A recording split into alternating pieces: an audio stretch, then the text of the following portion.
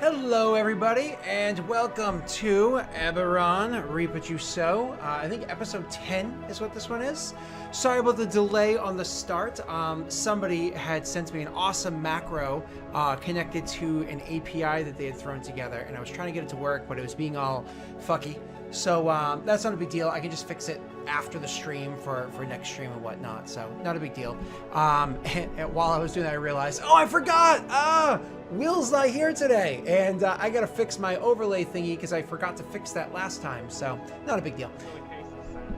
Yeah, yes, Will has a case of sad foot, so that's cool. We are here, though, and ready to play this game. I do currently have Aaron and Eric's copy of Xanathar's book. As for... It is a shiny book, right? It's brand new. I'll make sure I make it disgusting so they don't they don't want it back, you know what I'm saying? I'm just gonna put it down here now, and there we go, you don't want it. So yeah, let's get into the game. It's been a week and some things happened last week. It's pretty exciting. Big things happened. Yeah, actually, why don't we let Reich tell us what happened last week, because you know, they were pretty exciting things for Reich. He's the most awake person right now. Last week, some unimportant crap happened. We went to some place with a bunch of short people. Me and Stalby picked up a camera, started taking pictures, and got like one of those little wooden plaques that says "Live, Laugh, Love," hung up in the cabin. That was pretty cool. But most importantly, N informed us that there are some people who have learned to essentially stalk us through shadows, and we don't know who we can and cannot trust. So that's about right. And then before we were like planning on leaving, casting off, the two Warforged, who's like Chain and other guy. Wow. Well, Kite and Cable, Eric. Kite and Cable. I mean, come on. Kite and Cable. It's cool. It doesn't help that you actually gave a different name for both of them at some point since they've been introduced. A Cable, I said the correct name every time for Cable. For Kite, I totally gave it wrong. Those like are the correct names, but Kite both of them you've added. Oh, no, definitely Kite. Name. I like 8 times, 4 times, something like that. No question. Definitely. But yeah.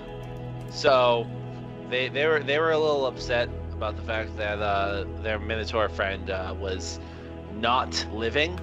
So they talked to Will about it, and Will for some reason lied to them.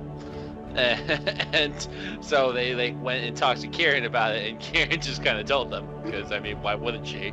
And yeah, then they were less than happy about the situation. They challenged me to a duel, and in a very uncharacteristic set of circumstances, I actually whooped some ass. And after that happened, I promptly saved that VOD, and that's what I fall asleep to at night. And yeah, proudest accomplishment. Okay, well, that's just sad. Just sad. Okay. So I guess let's pick it up from there after you haven't beaten them. We don't need to pick up the next second. But you had finally defeated them or whatever. What did you do with the bodies, Aaron? Do you throw them overboard? Do you keep them on the ship? Yeah, actually, that was they the plan, dead? was to throw them overboard. Technically speaking, they're inert. Yeah, but since they don't eat, breathe, drink, or sleep, if you threw them into the water, they would just very slowly decompose. They don't wake up on their own. That's the thing. Like Warforged, when you defeat them, they go inert, but they need to be brought back up. They don't heal. They don't heal naturally. Yeah, like, Well, if you're gonna suggest that you're gonna throw them off the side, Stalball would suggest just throw them onto the dock right there. Or like, I mean, I wasn't trying to hurt these people. They are obviously very upset about the circumstances involving their friends. Is there no way that we can seek out medical attention for them? Do you want to pay to have them repaired? Is there no free clinics around here? I don't think anything's free in Gnomish City. God damn it. I don't have the money to pay for them right now. I may have gone a little overboard buying camera film. Use your treat. Treat to me. Well, And now you're broke. Okay. I got 90 gold. I don't know what that will do us. I'm imagining not a lot. Well, if you're having this conversation, Stabble is like going up close to them and writing detailed notes on how a Warforged seems to work. Mm-hmm. Sure. So he's Given that, that, not really seen them properly. Yeah, Kieran would like go to like move them like into the water and just be like, well, if we toss them in the water, then they can't come back to get us. yeah, let's throw them on land. So at the very least, someone can find them. They can come back and get us. They're not going to come back and get us. We're on a ship, and they They're not aren't. gonna get back and get me. They might come back and get you. I point to Reich. They might come back and get right. That's fine then. I'll be Okay, honest fine. with you, I'm gonna sleep easy. If these are the ones who are coming after me, I think I'll hear them coming. Okay. It's just rude. So, All right. final decision, Captain Kieran. We just move them onto the dock then. Let's just Okay. push them onto the We dock won't- and leave them We there. won't murder the sleeping ones. I do have to ask, and this is a question specifically for Reich because it doesn't matter what the other ones think as much. Reich, how do you feel about looting their bodies? I defeated them in fair combat. Actually, given the fact that they cheated, we had a fair and honorable duel, and his friend joined in. I would not actively loot their bodies, but if anyone else does that, I would not say anything. I don't go to do it. So you do not loot their bodies? No. I don't think so. Okay, not a problem. So you don't loot their bodies, but one of the other crew members is totally going to do so. Like Okay. one of the Well, other crew on the ship is we get the them to ones that push have them to off, move so the yeah. bodies off of the ship for you. They go over and they totally start patting them down and taking stuff off of their bodies to give to them and whatnot. Eventually, like after they take everything and they like seem happy with themselves of what they took, finally one of them just kind of stops regarding something inside one of their pockets and then just like looks over at Reich like somewhat sheepishly, and then you can see. Roll me an insight check, actually. Alrighty. Insight. Bam. Oh, with an insight 25, you can totally see he took something that he feels guilty. Like you got a 25. I'm gonna spell this out for you. You can see that he took this stuff on this person, and he's totally happy about the fact that they were able to get as much stuff as they did. But there's one in particular thing that they're like, should I keep this or shouldn't I keep this? Oh, I have a feeling like I shouldn't keep this. It's not appropriate. Like, I wasn't the one that defeated them. This isn't the honorable thing to do, which would make sure to honor you. So he kind of like sheepishly like walks over and hands something to you and goes, yeah, this one's yours. And like gives it to you, hoping clearly again with your 25 insight, hoping that you don't ask for everything else, but definitely offering you is probably the most valuable thing there. What is it? So it's kind of funny actually. It's a very, very neatly folded up piece of paper. Like it's like extremely tightly bound and neatly. Like, do you remember how like in high school you would see people that would do almost like origami style note folding? And I don't mean the football that you'd kick across the table. Yeah. I mean like the really cool set ones. You've seen stuff like this before, but usually it takes a very dexterous hand to do. And it's certainly nothing that you would find on either of those two, we'll say, gentlemen. But yeah, a very neatly balanced piece of paper. But like holding on to it and feeling it, you can feel like something's inside. I take it, look at him, and nod, and I say, "Thank you." And then, if he lingers for any moment, I say, I give him a little smile, and I say, "Hope you got something good." And I pat him on the shoulder, and then just kind of walk off to open up the paper. So after he walks off, I'm going to lower down that music. I forgot that I actually heightened it for the Song of Ollies I put on earlier, just because that song makes me happy. Like I feel bad for my wife because I literally have it as like a loop in my head right now, and I sing it at home. That's bad. For the good times, baby. Well, at least it was catchy, huh? Yeah, right. No, it's a ear bug thingy, earworm. So you open up the piece of paper and look inside. And what you see is there's actually a ring inside the piece of paper. And the piece of paper itself says on it, a single start, but many ends. Where does he lead you? And that's a single start, but many ends, ... Where ... does he lead you? In common? ... It is in common, yes. I read it over like 3 or 4 times. I think quickly to myself, and nothing immediately jumps out at me. And I look at the ring. And then, much as would be expected, I make a beeline right for Stalbor. Okay. And I say, I say to him, "This was on the Warforge. It came with this note," and I would hand him both the ring and the note. I'm curious as to whether or not it's magical. I take it and start casting Identify. I was like, oh, that's curious. It wouldn't fit in their large, stubby fingers. Oh, God damn it. Where's, And then I cast Identify. I took a book A out cheeky of my boy. room. I know what it is. I just took a book out of my room.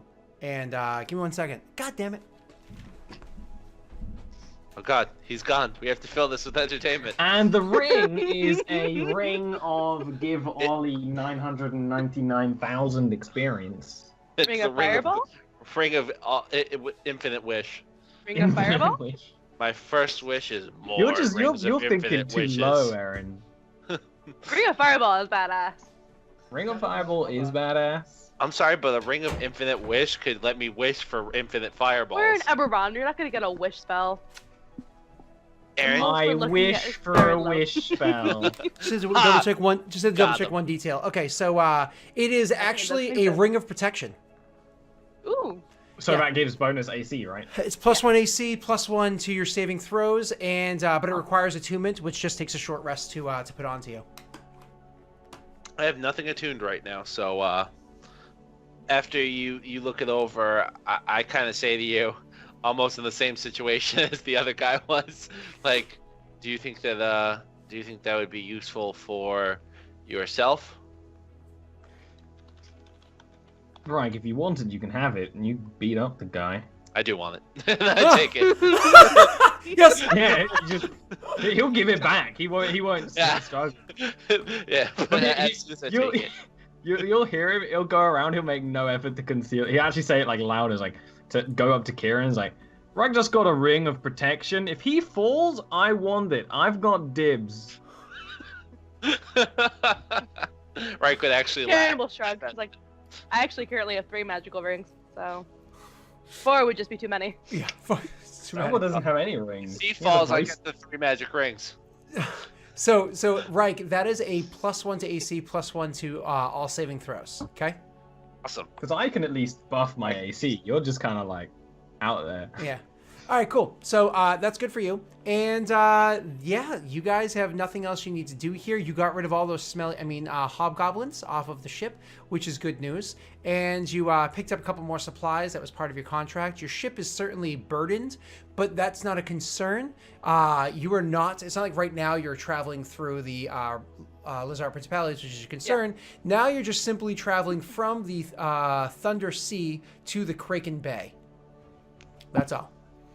That's all. That's fine. That's all. You're just going to be traveling through the Kraken Bay to Pylis Meridol, which is a Valinar country. Now, before we go to Paris Meridol, which is literally where you guys are going to be heading to next, Kieran, would you like to explain really quickly the opinion of others? Because obviously, Kieran actually knows this in game and should be warning the other PCs as you guys are sailing. What's the Valinar elves feel about other peoples? Not good. Not positive. No, they're a subculture of elves who are very warlike and very very marauder-esque in their nature. They fight people to bring honor to their ancestors, and they will definitely kill us. If I remember correctly, they're my culture that branched off. Correct. Yeah. Onto the mainland. It's like an Aeronel colony that became its own thing. Oh, that sounds kind of familiar, actually. Oh, and they're aggressive and warlike? Hey! I promise I wasn't setting that joke up from the start. Your wit. So what was I going to say?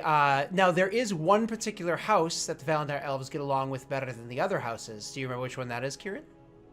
Lyrandar. We actually have a good amount of holdings in there. We own land there, which is technically illegal in Corvair, but we don't give a fuck. Yep. They technically own land there, just like they technically have way too much land in Stormreach and whatnot. Yeah. Lyrandar is... Yeah! They have everywhere we've been, Lyrandar has land, more or less. All the houses kind of break the rules in their own ways. Lyrandar definitely just flat out ignores a lot of them. See, that's why I like Eberron. It's realistic. Yeah, absolutely.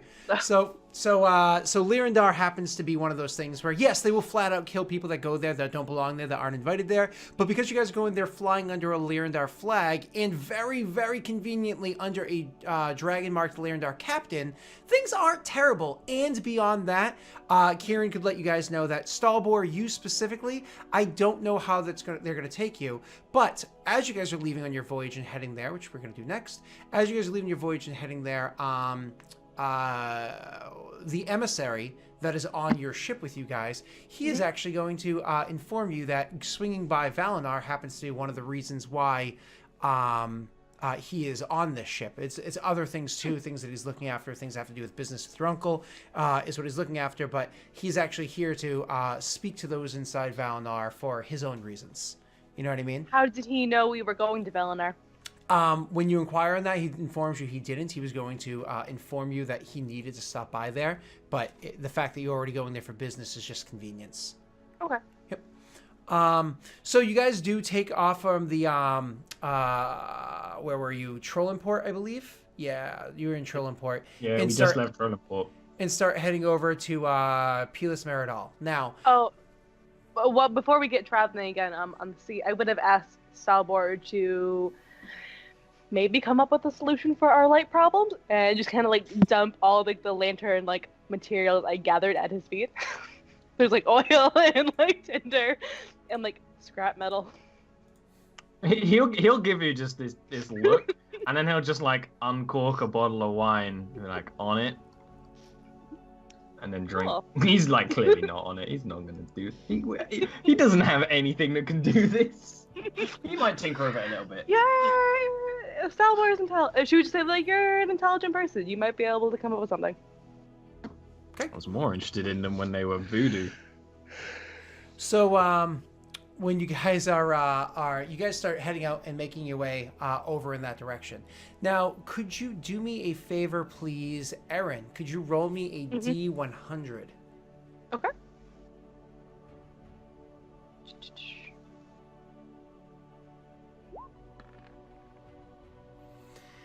Okay, so for the D100 with an 80, as you guys are sailing, you're going to be sailing into some heavier winds. The weather's going to turn on you a bit. It's not, it is not savory weather, but it's not so dangerous that your experienced crew is concerned by any stretch of the imagination.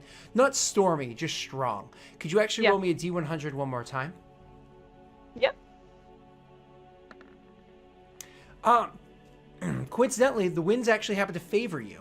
So they happen to be blowing from west to east at the moment. So they actually happen to be favoring your voyage. So your ship actually travels really, really, really fast when you're directly piloting it, but fairly slowly when either of the other two pilots are handling the helm.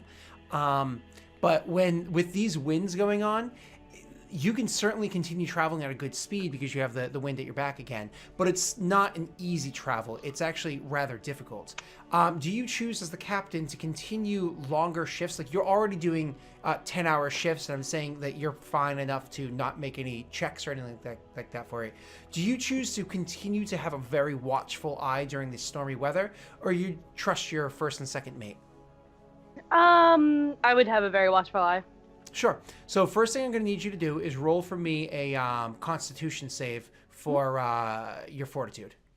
I also wanted to have a conversation with N about that and ask if he can access his healing powers in this form, essentially.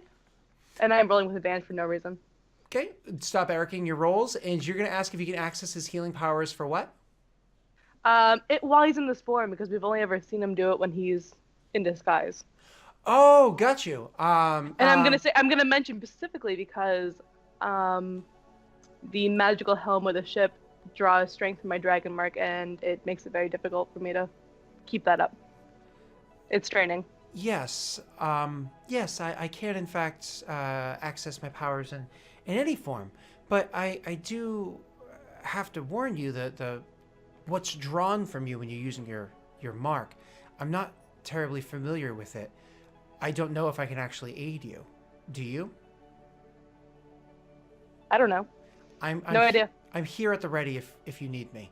Okay. And so as you guys are sailing into that stormy, shitty weather, You are first going to have to handle the piloting check and the typical check that you would make for while you're captaining the ship. So if you could roll me your vehicles check. Now, remind me, what is your actual advantages? My actual advantages are rolls on knowledge of nature for stormy weather, rolls on athletics for swimming in dangerous waters, and anything involving knot tying, which is normally a dexterity check.